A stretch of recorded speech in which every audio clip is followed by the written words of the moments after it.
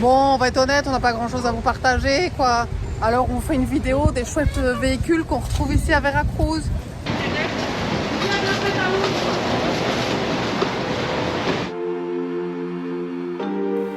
Nous sommes sur la route depuis 2 ans.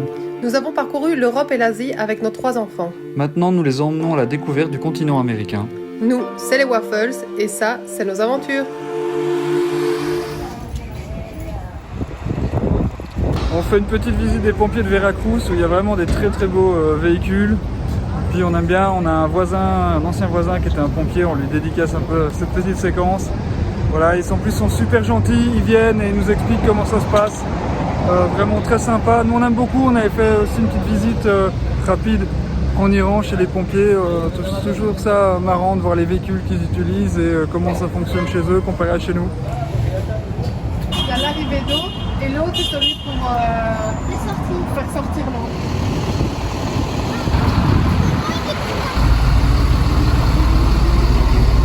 Regarde, il va là derrière, t'as vu? Aujourd'hui, ça fait pile 4 semaines qu'on est arrivé à Veracruz et on n'a toujours pas Jeff. Je n'ose même pas vous parler que c'est du dépit.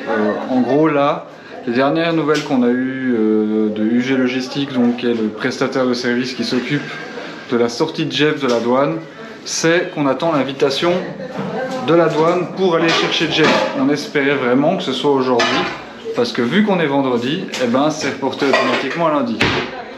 Regardez comme Alice respire le bonheur. Je suis ravie.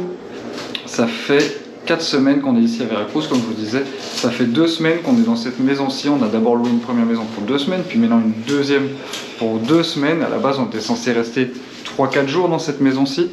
Et alors en plus, il y a des travaux parce que la propriétaire qui nous loue la maison, comme elle n'avait pas prévu qu'on reste aussi longtemps, elle avait planifié des travaux. Donc on est dans un dépit d'attente de Jeff, au milieu de travaux qui ne nous concernent pas spécialement vu que la terrasse c'est pas pour nous que ça va profiter. Voilà, c'est vraiment essayer de vous transmettre notre émotion qui est du dépit. Voilà. Alors le truc c'est que Veracruz c'est pas une ville qui est dégueu, c'est sympa à visiter et du coup voilà, on découvre des choses, les enfants se font des copains, ils jouent tous les soirs avec les petits voisins au foot ou à d'autres jeux et donc ils en profitent. Ce qui est pas mal, hein, se poser comme ça peut être pas mal. Moi ce que je trouve très très frustrant en fait dans cette histoire, c'est que si nous on demande pas de nouvelles, en fait on n'a pas de nouvelles. Donc là on sait pas pourquoi on n'a pas de nouvelles. Nico a passé la douane lundi. On lui avait dit le lendemain ou le jour après pour sortir le véhicule. Et en fait, on n'a pas de nouvelles et quand on en demande, c'est qu'ils attendent une autorisation.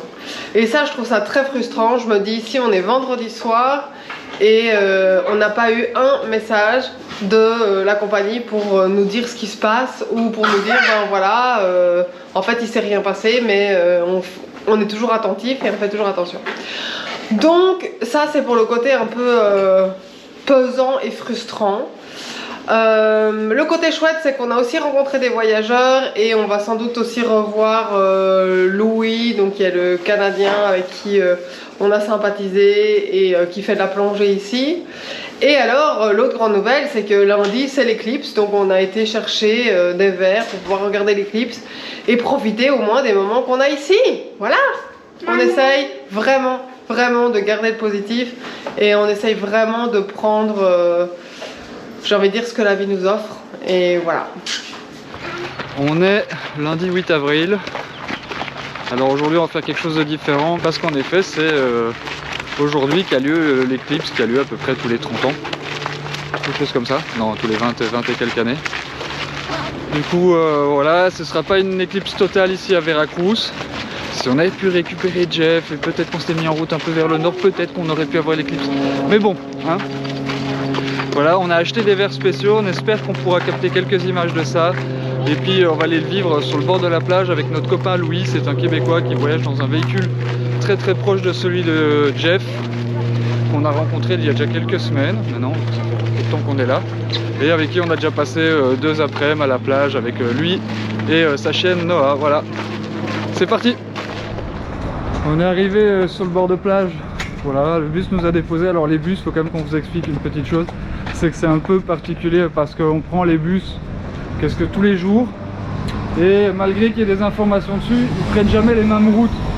Donc ça crée des moments de stress où on n'est pas sûr. Je pense qu'on n'a pas encore très bien compris comment ça fonctionnait. On arrive plus ou moins toujours dans le centre, mais parfois il faut marcher un peu, beaucoup, voire énormément. Voilà, là on arrive, on va retrouver notre pote Louis, on va aller s'installer sur la plage. L'éclipse elle a déjà commencé, on a pu l'observer, on a acheté des vitres de soudeur. C'était beaucoup moins cher que les lunettes spécialisées pour, et ça fait le même effet. On a regardé sur internet, ça suffit. Et puis surtout on n'avait plus le temps. Ah bah mon ami il est pas là. Ah, notre ami il est pas là. Ça c'est son van qui est là derrière. On va aller se poser sur la plage. Hey, tu peux y aller, c'est mon gars. Voilà. J'essaie de vous filmer un bout d'éclipse, je sais pas ce que ça va donner parce que c'est très compliqué.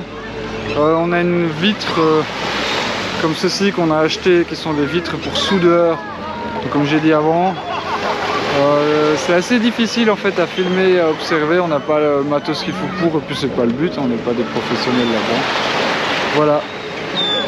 Et vous voyez, on profite de la plage. Alors c'est assez étonnant parce qu'on est déjà venu ici, c'était rempli, et là il n'y a vraiment personne. Donc on profite, on attend l'appel pour aller chercher Jeff. Alors Jeff il est là-bas très loin, mais le bureau avec lequel je dois aller le chercher, il est juste ici à 2 minutes, donc c'est pratique pour nous d'être ici au cas où il nous appelle. Et bien sûr ils peuvent nous appeler aujourd'hui comme ils peuvent nous appeler demain ou dans 3 jours, on n'en sait rien, vous l'avez compris.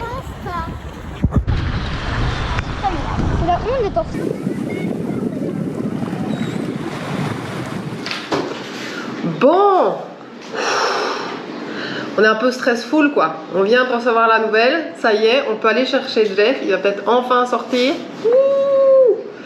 Nico a rendez-vous à 13h30 au bureau avec pantalon, chemise épaisse. Non, pas chemise épaisse. Il va recevoir des chaussures de sécurité comme chaque fois qu'il peut rentrer dans le port. Et puis il va chercher Jeff. Et nous, on le rejoindra après, à ce moment-là, puisque nous, on n'a pas l'autorisation de rentrer. Donc, on croise les doigts une dernière fois pour que tout se passe bien, et puis qu'il arrive jusqu'à la pompe sans tomber en panne. Hein? Ça fait 2 heures que je suis ici, Jeff est là-bas, à quelques mètres de moi. Et en fait, j'ai attendu pendant 2 heures pour récupérer les clés de Jeff. Et là, je sais pas ce qu'on attend, mais voilà, j'attends qu'il me conduise Jeff. J'ai fait tomber mes feuilles, désolé. Et après, on pourra pouvoir y aller. J'espère enfin. Et après en fait on m'a expliqué que j'avais une interminable file de camions à faire pour pouvoir sortir du port. Ça va vraiment être sport.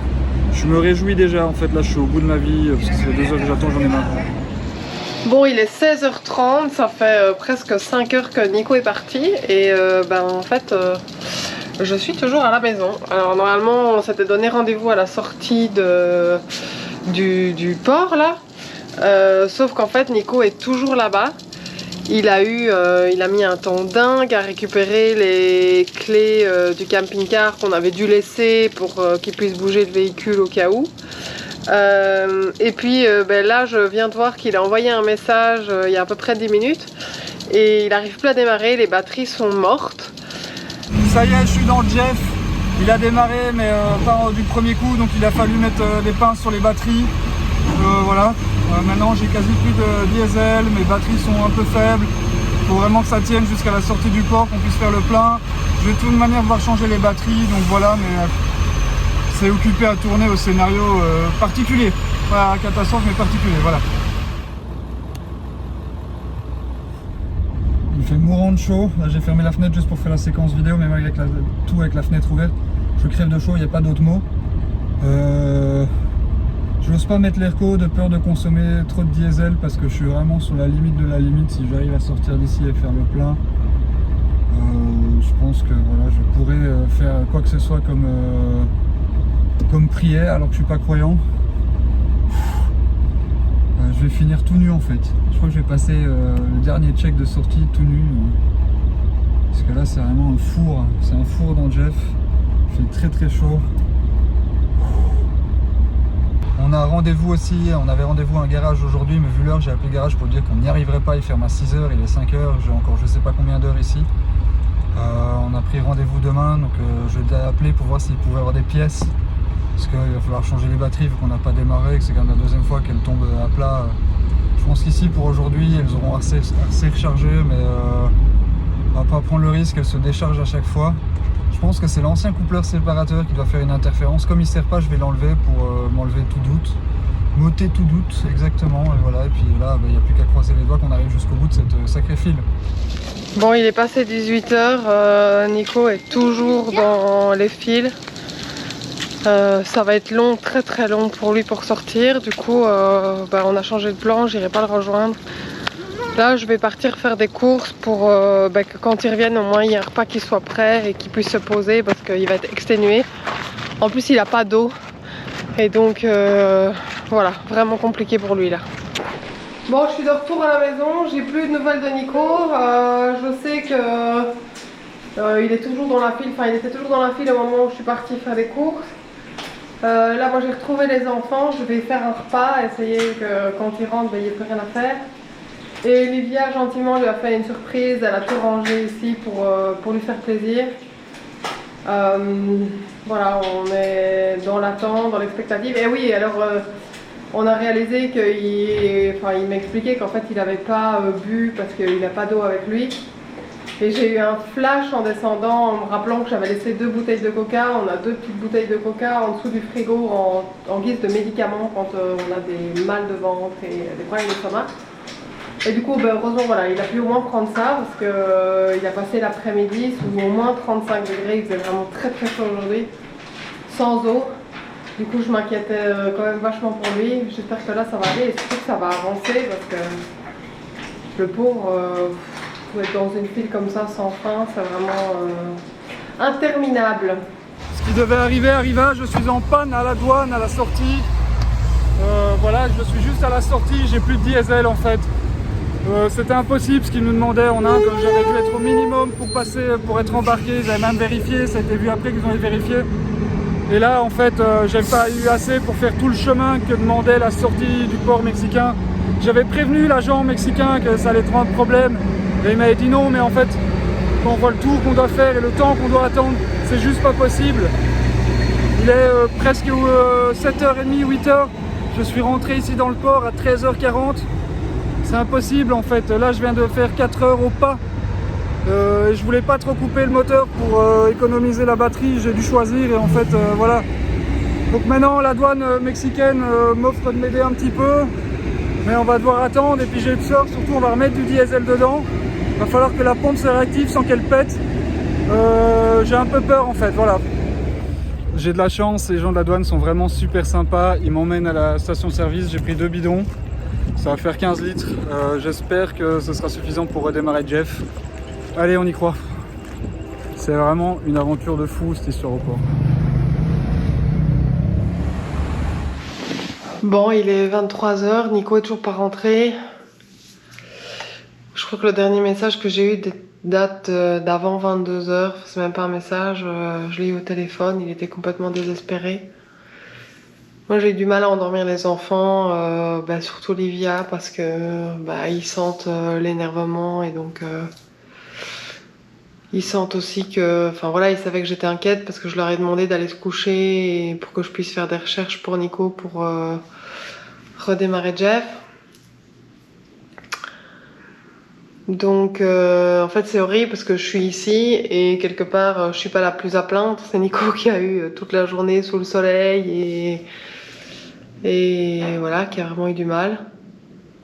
Mais moi je suis là et je sais pas quoi faire pour aider en fait, je me sens complètement impuissante et c'est vraiment difficile aussi. Surtout que son dernier appel, j'ai vraiment senti qu'il était au bout du bout et pas être à côté de lui en fait, c'est vraiment compliqué. Je sais pas s'il y aura encore une vidéo aujourd'hui ou pas, ou si c'est la dernière que je vous fais et que les nouvelles seront demain. Mais en tout cas, on vit de nouveau des moments qui sont compliqués et on dit ça fait 20 jours qu'on aurait dû récupérer Jeff. Aujourd'hui, on se dit bon tant pis, on va pas directement au garage et on la ramène ici. Puis finalement, on la ramènera peut-être même pas ici. Là, Nico, il y croyait plus, donc c'est dur. Voilà, jour suivant de la panne. Du coup, ce matin, Nico est parti au bureau parce qu'il avait besoin... D'abord, je pense qu'il avait besoin de calme. Il n'a pas beaucoup dormi de la nuit. Voilà, la situation l'énerve et il s'en veut. Moi, de mon côté, voilà, j'ai assuré l'école avec les enfants ce matin. Et puis après, j'ai essayé de trouver un remorquage. Et pareil, en fait, au bureau, ils ont essayé de retrouver un camion de remorquage qui est habilité pour entrer dans le port. Ça veut dire qu'il doit avoir tous ses papiers en ordre aussi et qui ne nous coûte pas les yeux de la tête. Alors on a aussi eu la piste d'utiliser l'assurance, puisqu'on a une assurance qui pourrait prendre ça en charge. Sauf qu'évidemment, du coup, ils doivent travailler avec leur compagnie de remorquage qui coûte 3 fois le prix... Enfin, pas 3 fois, mais 1,5 fois le prix des remorquages que nous on a trouvé. Donc finalement, la fin d'après-midi, ce qui a été décidé, c'est qu'ils allaient aller au port avec le mécanicien pour essayer quand même de le redémarrer sur place et éviter de devoir entrer une remorque et perdre du temps comme ça. Et moi de mon côté, eh bien, c'est une nouvelle journée à la maison. Alors c'est assez frustrant parce que j'ai passé, je pense, jusqu'à 13 h à essayer de trouver une compagnie de remorquage. D'abord, il y en a beaucoup qui m'ont répondu qu'ils ne pouvaient pas le faire. Ils ont soit pas les papiers, soit pas le véhicule qu'il faut. Ceux qui m'ont répondu oui, il y en avait 2 et qui demandaient des prix. Enfin voilà, c'est le prix qu'on va devoir payer. On est à 12 000 pesos. Ça fait quand même 750 €. Donc c'est pas cool tout ça. Maintenant j'ai plus de nouvelles de Nico depuis un petit temps. Là aux dernières nouvelles il partait. Et moi j'essaye de continuer à faire tourner la maison, m'occuper des enfants. J'essaye aussi de les occuper parce que c'est des journées qui sont pas chouettes en fait. J'ai pas la tête à jouer avec eux et c'est pas spécialement chouette. Et en même temps eux ils ont rien demandé et donc j'ai pas envie de leur faire payer ça. Et donc j'essaie d'être à la fois en soutien pour Nico et à la fois là pour les enfants. Petit bilan post-tentative de sortie de Jeff de la douane. Bon, comme j'ai dit, Jeff est tombé en panne à court de diesel. C'est quelque chose qu'on avait annoncé à l'opérateur, donc je suis très fâché, là je le montre pas. Mais il y a pas mal de colère en moi et en ces moments-là je me filme pas. Mais voilà, on leur avait dit qu'on était très léger. En plus je pense qu'on s'est fait un peu siphonner, le bouchon était ouvert, je l'ai fait remarquer à la douane, mais on sait rien faire en fait. Il n'y a personne qui sait quoi que ce soit, c'est toujours très compliqué. Donc Jeff est tombé en panne à cause du manque de diesel. Le diesel qui était dedans depuis longtemps, c'était du diesel indien, pakistanais et iranien. Depuis qu'on a fait le dernier nettoyage chez Issa, donc c'était pas du diesel parfaitement propre, soyons honnêtes. Et je pense que la pompe a arraché toutes les crasses qu'il y avait dans le fond du réservoir et qu'elle a pété comme ça nous est arrivé en Iran. Du coup, en fait, Jeff est coincé à l'avant-dernière porte de la douane. Donc juste après les scanners, il manque 400 mètres pour vous faire une idée.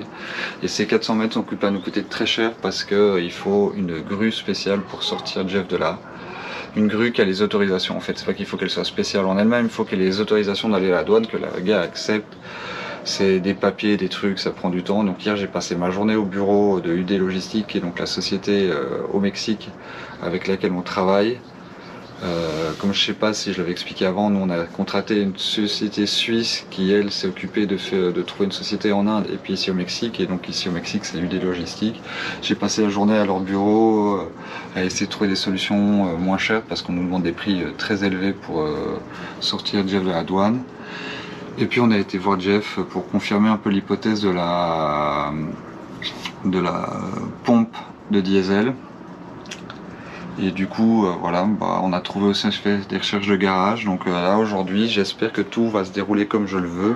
Et donc qu'on va avoir une dépanneuse qui va venir et sortir Jeff de la douane pour l'amener à un garage qui est spécialisé en moteur diesel.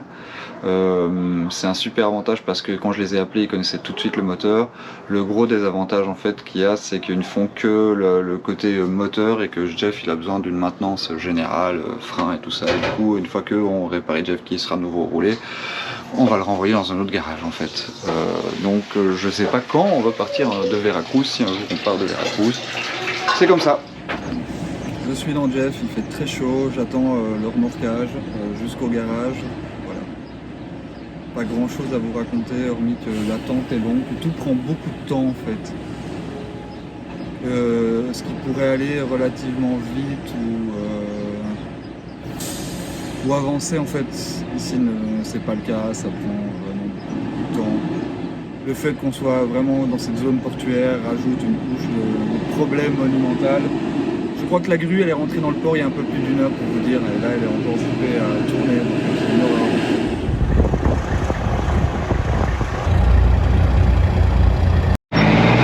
On est sorti de la douane, enfin.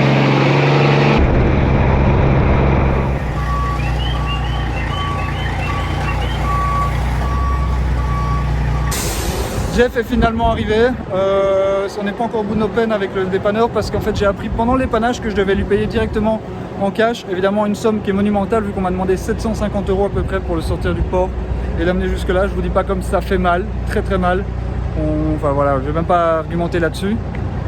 Seulement moi la société avec laquelle on travaille pour apporter, ils m'ont pas du tout donné l'information. Ils m'ont dit hier vite fait sur un bout de table, mais pas comme ça qu'aujourd'hui il fallait payer. Genre eux pourraient payer à l'avance et je viens les rembourser. Et fait non, il faut que ce soit moi qui paye directement en cash. Voilà, du coup Anaïs elle est partie en courant avec les enfants à la banque pour changer de l'argent parce qu'évidemment c'est pas une somme qu'on a sur nous en pesos mexicanos. Donc voilà, un peu la galère. On a donné les clés, maintenant il va falloir rentrer chez nous. Laisser Jeff derrière nous, pour les enfants c'était chouette parce qu'ils ont pu retourner dans Jeff pour la première fois depuis exactement 3 mois, vu que ça fait exactement 3 mois jour pour jour qu'on a laissé Jeff en Inde. Et donc récupérer des petites choses qui leur tenaient à cœur. Maintenant il va falloir faire confiance aux mécaniciens ici, mais j'avoue que pour le coup j'ai un très très bon feeling et surtout ils me parlent de choses très précises, donc voilà, j'espère que ça va vraiment bien se passer. On aura plus de nouvelles demain matin. Ils n'ont pas l'air de dire que ça va être un gros travail, mais vous savez, entre l'air et la chanson il y a toujours une différence, Aurélie ma mère. Allez go. Je réponds au garage qui vient de nous envoyer un message, ils ont réussi à faire redémarrer Jeff. Aujourd'hui on va aller vivre une petite aventure. Si tout se passe bien, on devrait avoir une date approximative de sortie de Veracruz. Donc ça c'est l'autre morceau qui était cassé, vous voyez. Normalement c'est comme ça.